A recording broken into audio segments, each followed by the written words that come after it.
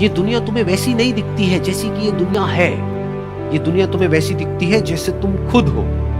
जिसकी नजर जैसी है उसके लिए ये दुनिया वैसी ही है। तो अगर तुम अपनी दुनिया को बदलना चाहते हो तो उसका सिर्फ एक तरीका है, अपनी नजर को बदलो। एक बार की बात है, एक बहुत बड़ा नेता एक साधु के छोटे से आश्रम में गया, क्योंकि उसने बहुत सुना था उस साधु के बारे में और उसके मन में आया कि मैं एक बार जाकर के देखता हूं कि लोग इतनी तारीफ क्यों करते हैं उसकी। तो जब वो उस आश्रम में गया तो वहां पर एक छोटा सा कमरा था जहां पर एक कालीन बिछा हुआ था। वहां पर कुछ लोग बैठे हुए थे नीचे और साधु जी सामने बैठे हुए थे। कुछ सवाल जवाब चल रहा था। तो जैसे ही वो अंदर गया, वो अकेला नहीं था, उसके साथ में 4 बॉडीगार्ड्स भी थे और उसको ये आदत थी कि जहां पर भी वो जाता था लोग अपनी जगह से खड़े हो जाते थे, उसकी तरफ देखते थे, हाथ जोड़ते थे, अपना सर झुकाते थे। लेकिन यहां पर ऐसा कुछ भी नहीं हुआ। साधु ने उसकी तरफ देखा तक नहीं, क्योंकि वो साधु किसी के सवाल का जवाब दे रहे थे। लेकिन नेता को इस बात पे गुस्सा आ गया। नेता को लगा कि ये मेरी बेइज्जती है।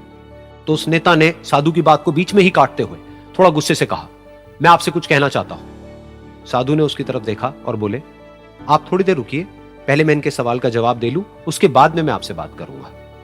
तब तक अगर आप चाहें तो आप बैठ सकते हैं। बस साधु का इतना कहने की देर थी। नेता का चेहरा गुस्से से लाल हो गया और फिर उसने अपना सारा गुस्सा उस साधु के ऊपर निकाल दिया। अभी तक वो नेता बहुत ही तमीज से बात कर रहा था, यानी कि आप कह करके बात कर रहा था। अब वो तू तड़ाक पे उतर आया।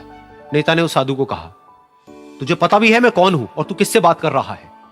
साधु ने उसकी तरफ देखा और कहा, मुझे इससे कोई फर्क नहीं पड़ता कि आप कौन हैं, लेकिन आप जो कोई भी हैं, अगर आप चाहते हैं कि मैं आपके सवाल का जवाब दूं या आपसे बात करूं तो आपको कुछ देर रुकना होगा। और साधु के ये कहते ही नेता गुस्से से पागल हो गया और वहीं सबके सामने चीखने चिल्लाने लग गया, अब मैं तुझे तेरी असली औकात दिखाऊंगा।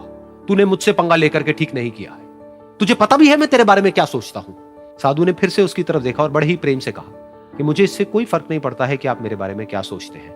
आप जो चाहे वो मेरे बारे में सोच सकते हैं। फिर उस नेता ने बोला कि तू चाहे सुनना चाहता है या नहीं, लेकिन मैं तुझे बताऊंगा यही सबके सामने कि मैं तेरे बारे में क्या सोचता हूं। तू एक बहुत ही घटिया इंसान है।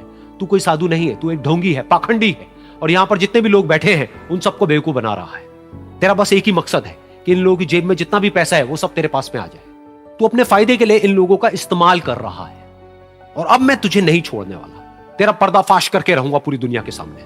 लेकिन उसके इतना बोलने के बाद भी उस साधु के चेहरे पर हल्की सी मुस्कान बनी ही रही। ये देखकर वो और तिल मिला गया और उसने कहा, अब बहुत हुआ, अब मैं यहां 1 मिनट भी नहीं रुकने वाला। लेकिन अभी भी तेरे पास में मौका है। अगर मुझसे माफी मांगनी है या मुझसे कुछ कहना है तो कह सकता है। इतना सब होने के बाद भी साधु बिल्कुल शांत था और उनके चेहरे पर एक मुस्कान थी। उन्होंने अपनी आंखें बंद कर ली। फिर साधु ने अपनी आंखें खोली, हाथ जोड़े और कहा कि मुझे आपसे कोई गिला शिकवा नहीं है। मेरे मन में आपके लिए कोई भी गलत ख्याल नहीं है।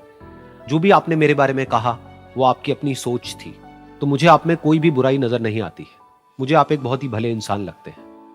और साधु के इतना कहते ही नेताजी का दिमाग 7वें आसमान पर पहुंच गया।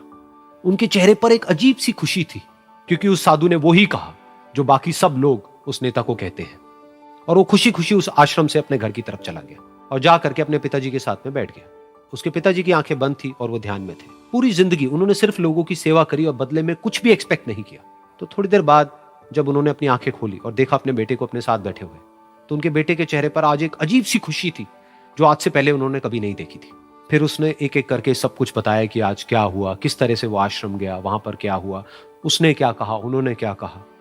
तो जब इसके पिताजी ने पूरी बात सुनी तो थोड़ा सा मुस्कुराए और अपने बेटे को देख करके बोले कि उन्होंने तुम्हारी तारीफ नहीं करी है, क्योंकि उन्होंने वो नहीं कहा कि जो तुम हो, उन्होंने वो कहा कि जो वो खुद है।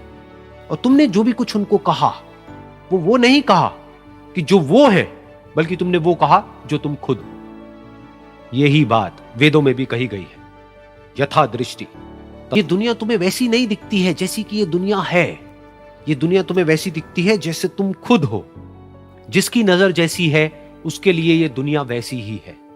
तो अगर तुम अपनी दुनिया को बदलना चाहते हो तो उसका सिर्फ एक तरीका है, अपनी नजर को बदलो।